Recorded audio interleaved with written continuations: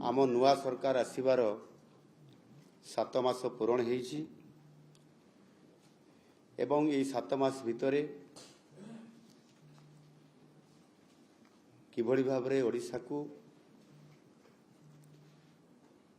आगो को नहीं हेबो विकास क्षेत्र रे शिल्प क्षेत्र रे एवं विभिन्न विभाग रे जो विभिन्न लोकंकर आशा सहित आमे चाहूचु जे ओडिशा एक भारत वर्ष रे अग्रणी राज्य हिसाब रे प्रतिष्ठा हो अर्थनैतिक क्षेत्र रे बहुत आगो को जीवा पाई आ सेथि पाई आमर लक्ष्य मध्य अछि ओडिशा को समृद्ध ओडिशा रे परिणत करिवा पाई आ सेथि पाई आमे जो विजन रखिछु 2036 मसीहा सुधा ओडिशा को एक समृद्ध ओडिशा रे परिणत करिवु आ सेथि पाई प्रथम 7 मासरे आमे निरंतर भावरे आम सरकारंकर जो लक्ष्य अच्छी से ताकू आधार करी आमे काम आरंभ करी चलीछु जहाँकि 2047 मसीह जहाँ माननीय प्रधानमंत्री आह्वान देइछंती भारत वर्ष को विकसित राष्ट्र परिणत करने आउ सेथि पाई मध्य ओडिशा एक संभावनार राज्य थिबा कारणरू एवं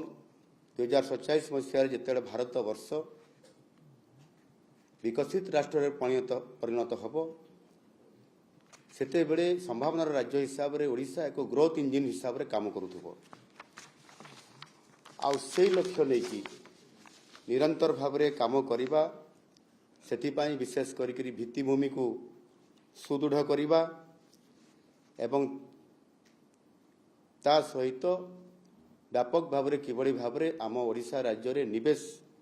हेई पारिबो पुंजी एठी आसीबो एवं जो माने एठी इन्वेस्टर अछंती समाने ओडिशा को आसीबे एवं ओडिशा रे पुंजी निवेश करिवे सेथि पाई निरंतर भाव रे आम सरकार ए काम करि चली छंती विगत दिन रे सेथि पाई आम टीम ओडिशा रो नेतृत्व नहीं आमे दिल्ली एवं मुंबई रे रोड शो करिबा सफलता पूर्वक एवं ताहा सहित मध्य सिंगापुर गस्त मध्य आम टीम रो हेइथिला सिंगापुर गस्त समय रे विभिन्न अग्रणी शिल्प संस्था सहित आलोचना करिबा एवं तांकर जोथी शिल्प प्रतिष्ठा करिसंती से अंचल परिदर्शन करिबा एवं शिल्पपति मानकर सहित 1-to-1 कथबार्ता हेबा एवं ताहा सहित मध्य सिंगापुर सरकारंकर विभिन्न विभागर वरिष्ठ मंत्री मानकर सहित भेट होबा आलोचना करिबा ओडिशा को इन्वेस्टमेंट करिबा पाई आकृष्ट करिबा ये समस्त आमर अनुरोध थिला आलोचना थिला एवं परवर्ती पर्याय रे सिंगापुर राष्ट्रपति महोदय को निमंत्रण करी ओडिशा को आसीबा पाई स्वतंत्र भाव रे मो निमंत्रण मध्य करिथिली एवं आजी आम कथा को रक्षा करी सिंगापुर रो राष्ट्रपति महोदय ओडिशा को गतकाली एवं आज 17 और 18 तारीख रे तांकर गस्त रहिला एवं स्वतंत्र भाव रे भारत वर्ष को आसीबा एवं ओडिशा राज्य को स्वतंत्र भाव रे फोकस करिबा एवं आम निमंत्रण को रक्षा करी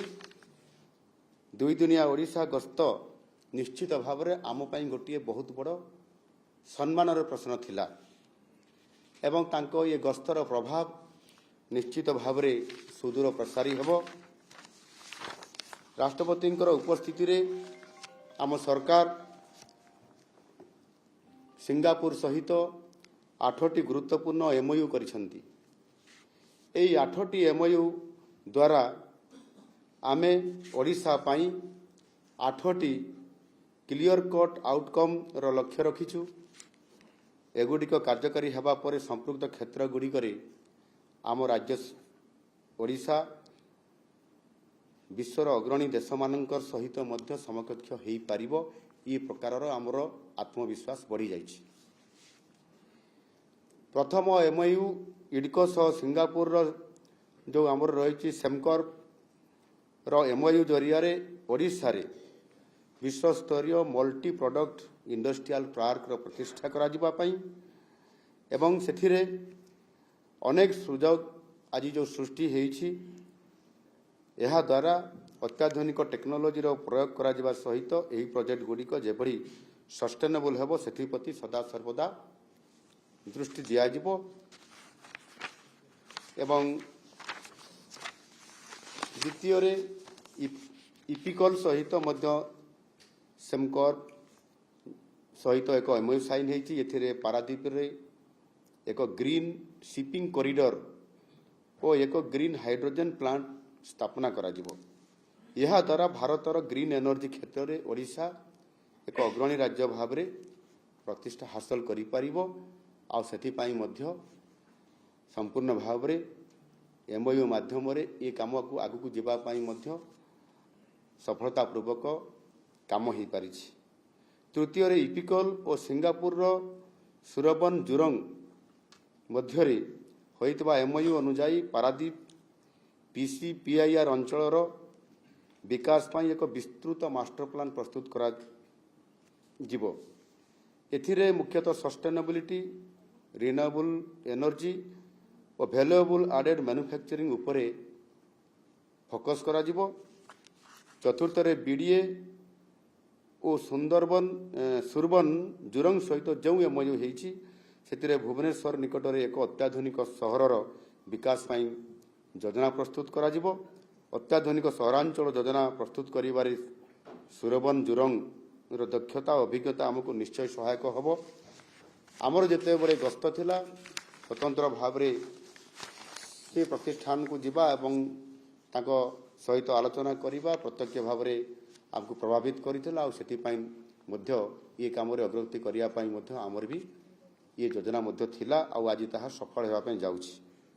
पंचम आम सरकार शक्ति विभाग भुवनेश्वर आईआईटी और सिंगापुर नान्यांग टेक्नोलॉजिकल यूनिवर्सिटी मध्य एक त्रिपाक्षिक एमओयू करा जाइछि। एहा द्वारा भविष्य में आमर शक्ति आवश्यकता पूरण करबा पई ग्रीन हाइड्रोजन और सोलार एनर्जी परी विभिन्न विकल्प समाधान सूत्र बाहर करा जिवो आ सेतिपाई उभय पक्ष तरफरु सकारात्मक आलोचना हेइछि।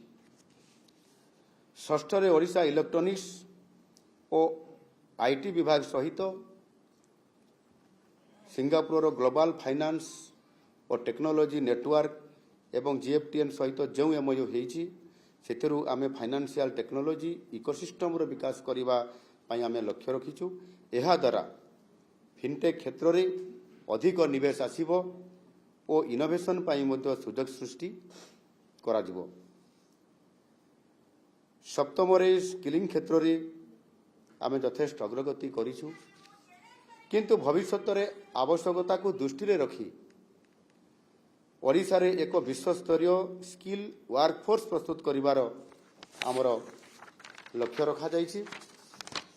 एथिपाई दुईटी एमओयू होइछि। सेतिरे गोटिए होउछि आमर स्किल डेवलपमेंट और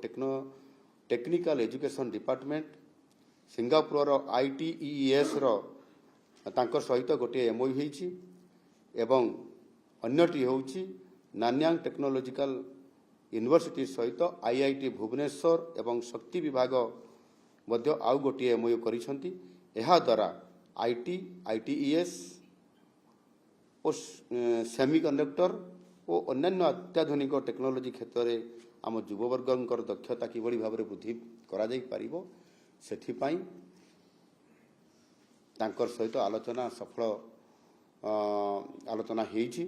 एवं याको आधार करिकरी आमे बहुत आशा व्यक्त करूछु जे निश्चित भाव में नुआ सरकार आसीबार ये आमर जो बड़ लक्ष्य थिला जे ओडिशा को इंडस्ट्री आसीबो इन्वेस्टमेंट आसीबो आईटी सेक्टर रे इंडस्ट्री सेक्टर रे पोर्ट वेस्ट इंडस्ट्री केमिकल्स पेट्रोकेमिकल्स टेक्सटाइल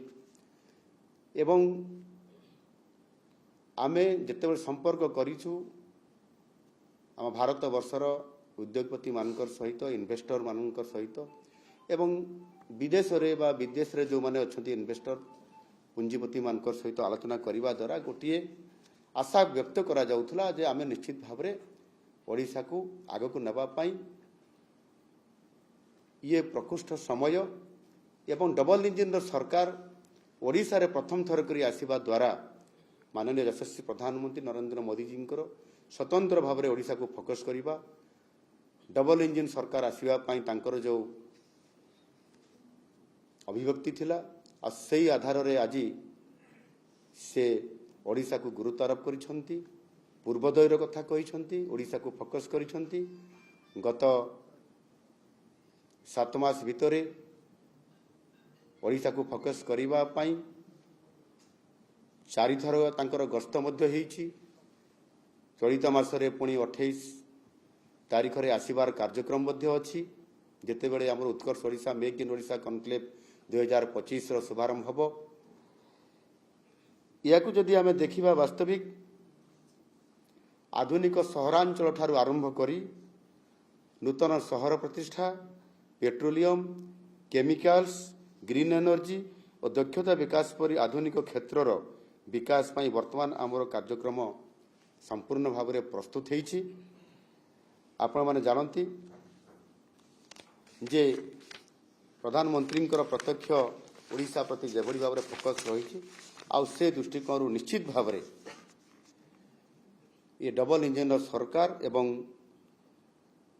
एबे आम सरकार जो आभिमुख्य रही आगामी दिन में निश्चित भाव में आम ओडिशा को समृद्ध ओडिशा करिबा एवं परवर्ती पर्यायर एक विकसित राज्य ओडिशा हबो एवं विकसित भारतर मुख्य भूमिका नब ओडिशा एक ग्रोथ इंजिन हिसाब रे जहा माननीय यशस्वी प्रधानमंत्री नरेंद्र मोदी जी तांकर इच्छा अछि एवं तांकर जो लक्ष्य अछि एवं ओडिशा को जेभली भाव में फोकस करूछंती निश्चित भाव में आगामी दिन में यही विकासमुखी पदक्षेप उपरे एक मल्टीप्लेयर इफेक्ट पड़ी जहाँकि सिंगापुर राष्ट्रपति ओडिशा गस्त सबु दृष्टिकोण एवं से निजे 2 दिन रहिबा भितरे एठी ओडिशार संस्कृति ओडिशार ऐतिह्य परंपरा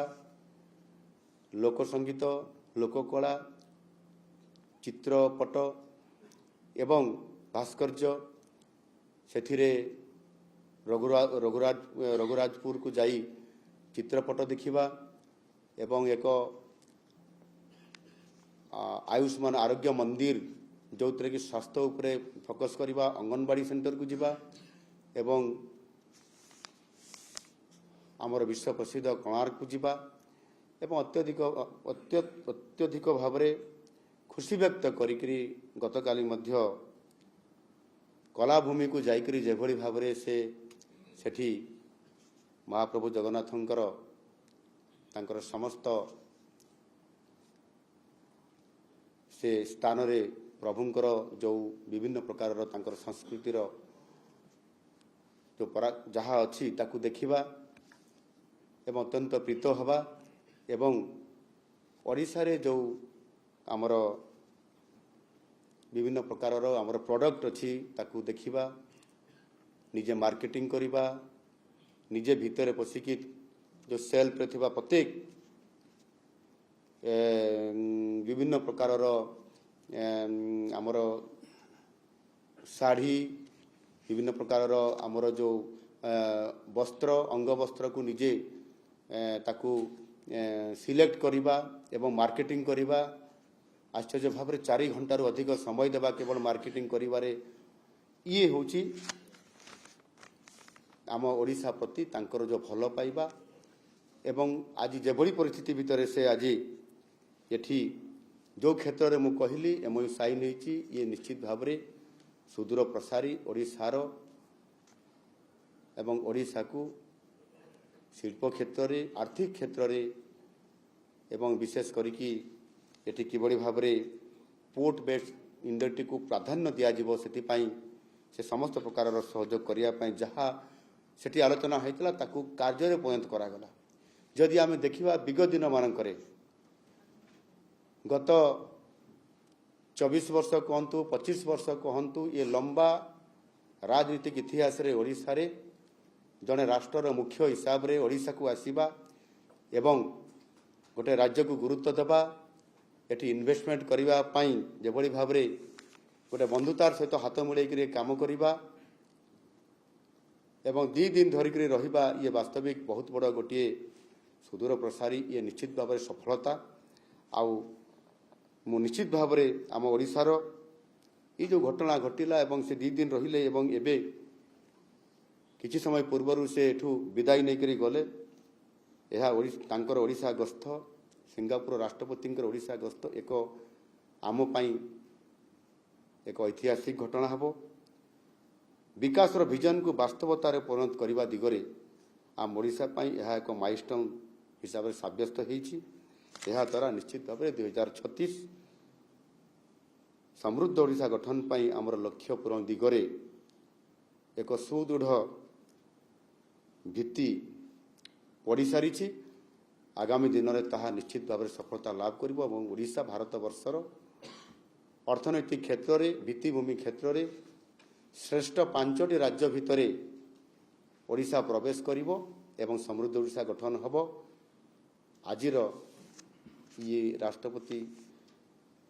ସିଙ୍ଗାପୁର ରାଷ୍ଟ୍ରପତିଙ୍କର ଓଡ଼ିଶା ଗସ୍ତ କାର୍ଯ୍ୟକ୍ରମର ସଫଳତା ପଛରେ ନିଶ୍ଚିତ ଭାବରେ ଆଜି ଆମେ ଖୁସି ବ୍ୟକ୍ତ କରୁଛୁ ଏବଂ ଆଗାମୀ ଦିନରେ ଏ କାର୍ଯ୍ୟକ୍ରମକୁ ଆମେ ଓଡ଼ିଶା ପାଇଁ ସଫଳତା ଆଣିପାରିବୁ, ଏ ପ୍ରକାରର ଆଜି ଆମର ଆତ୍ମବିଶ୍ୱାସ ବଢ଼ିଯାଇଛି ଏବଂ ନିଶ୍ଚିତ ଭାବରେ ତାହା ସଫଳ ଲାଭ କରିବ। ଆମେ ଯେତେବେଳେ ସିଙ୍ଗାପୁର ଗସ୍ତ କରିଥିଲୁ ଆମ ପ୍ରଶାସନିକ ଟିମ୍ ସହିତ, ତାଙ୍କର ସହିତ ସେଠି ଆଲୋଚନା ହେଲା ପରେ ନିମନ୍ତ୍ରଣ କରିଥିଲୁ ଏବଂ ଯେଉଁ ସେକ୍ଟରରେ ଆମେ ଆଲୋଚନା କରିଥିଲୁ ସେହି ଅନୁସାରେ ହିଁ ଆମର ସମସ୍ତ ଯେଉଁ ଆମେ ପ୍ରପୋଜାଲ ଦେଇଥିଲୁ, ପ୍ରସ୍ତାବ ଦେଇଥିଲୁ, ସେ ପ୍ରସ୍ତାବ ଗୁଡ଼ିକ ଉପରେ ସେ ଫୋକସ୍ କରିଛନ୍ତି ଏବଂ ସେଠି ମଧ୍ୟ ସମସ୍ତ ବିଭାଗର, ଏଇ ଯେଉଁ ବାଣିଜ୍ୟ ବିଭାଗର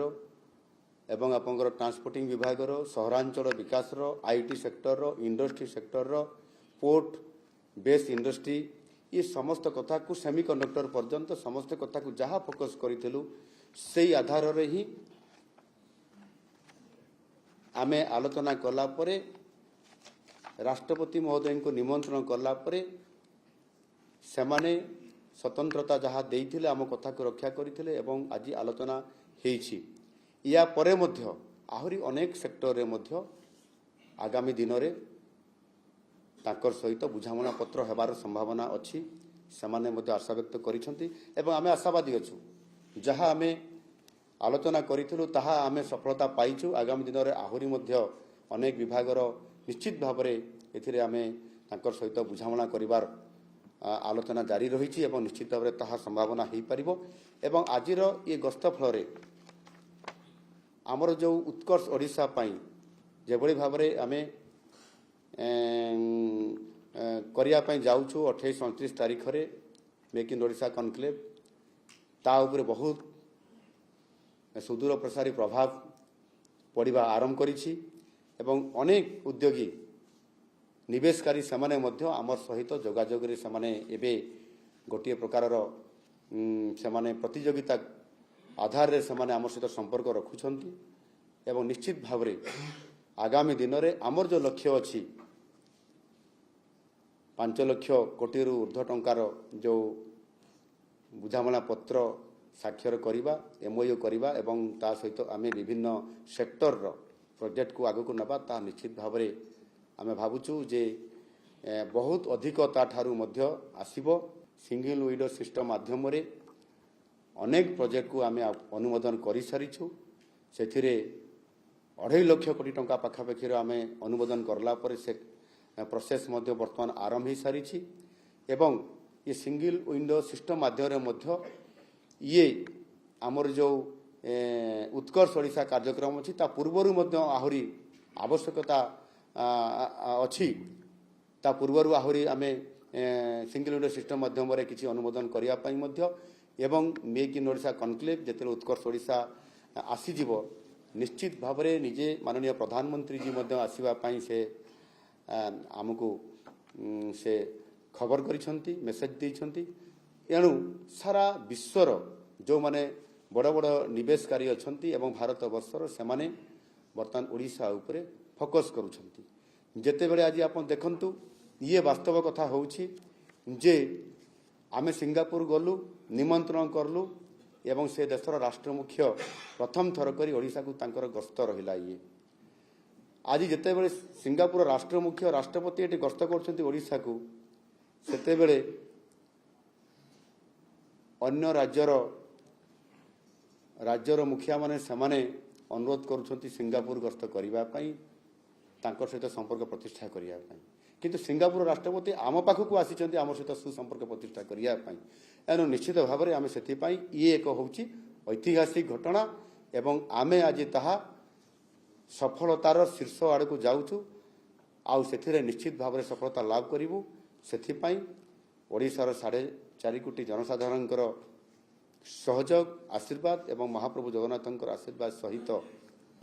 आपण मैंने जो माने आज ये